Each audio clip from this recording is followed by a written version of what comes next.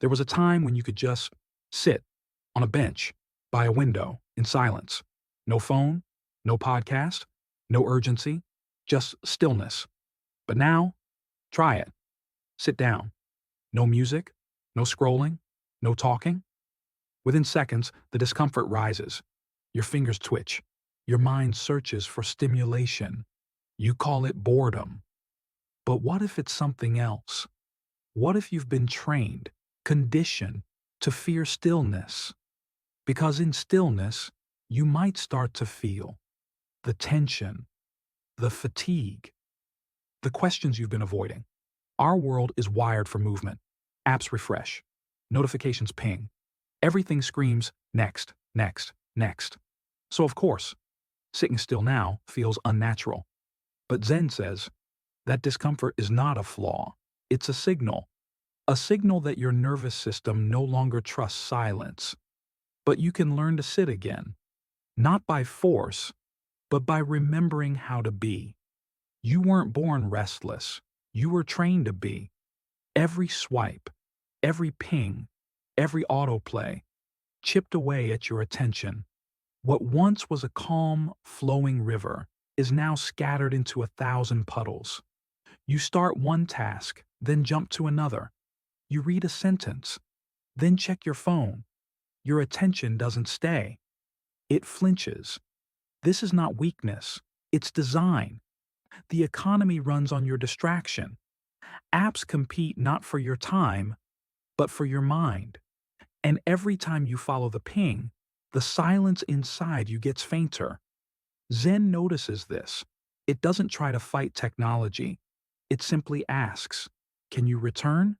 Return to one breath, one moment, one thing. Because fragmented attention leads to a fragmented life. And if you want wholeness, you must reclaim your focus, not by resisting distraction, but by gently remembering stillness. It's not just your mind that can't sit still, it's your body. Try being still for more than a minute. Your leg shifts, your jaw tightens, your shoulders creep up. Even in silence, your body keeps moving. Why? Because your nervous system has forgotten how to rest. It's been conditioned for alertness, always scanning, always ready. You live in a world of subtle threat. Not lions, but deadlines. Not gunfire, but emails. And so the body never truly turns off. Zen doesn't start with the mind, it starts with the body. Sit, feel your breath. Feel the weight of your body on the ground. Not to control it, but to meet it. To tell your body, you are safe now. Stillness is not a concept, it is a practice.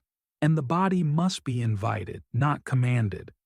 Because peace is not just a thought, it's a posture. When did stillness become suspicious? When did resting start to feel like failure? In this culture, motion means value. Busy equals important. Hustle means ambition. Burnout is worn like a badge. So if you're not doing something, you must be falling behind. We've been taught to fear pauses, to fill every gap, to keep moving, even when we don't know where. But Zen sees through the illusion. It doesn't praise idleness, but it questions the obsession with doing. Is it action or just escape? You can move all day and go nowhere. You can work endlessly and feel hollow. Stillness isn't laziness. Sometimes, doing nothing is the most radical thing you can do, because it breaks the cycle. It says, I am not a machine. In stillness, you reclaim your rhythm, your breath, your center, not to withdraw from life, but to finally meet it, fully present. Some say Zen is escape, a way to check out, to sit on a cushion and forget the world. But Zen isn't about turning away. It's about turning inward, so you can return outward, whole. When you sit in silence, you're not avoiding life. You're facing it without filters, no news feed, no commentary, no performance, just you, breathing. That's not escape. That's the most honest meeting you'll ever have. Zen doesn't ask you to disappear. It asks you to stop pretending, to stop running from the noise and from yourself. Because only in stillness can you hear what's real, the rustle of the wind, the beat of your heart, the quiet truths that busy days drown out. Zen is not the end of action. It's the end of unconscious action. And in that stillness, you come back, not to who you should be, but to who you've always been. Stillness is not the problem. It's the silence that comes with it. The part of you that surfaces when everything else gets quiet. The doubt, the ache, the questions with no answers. This is why we keep moving.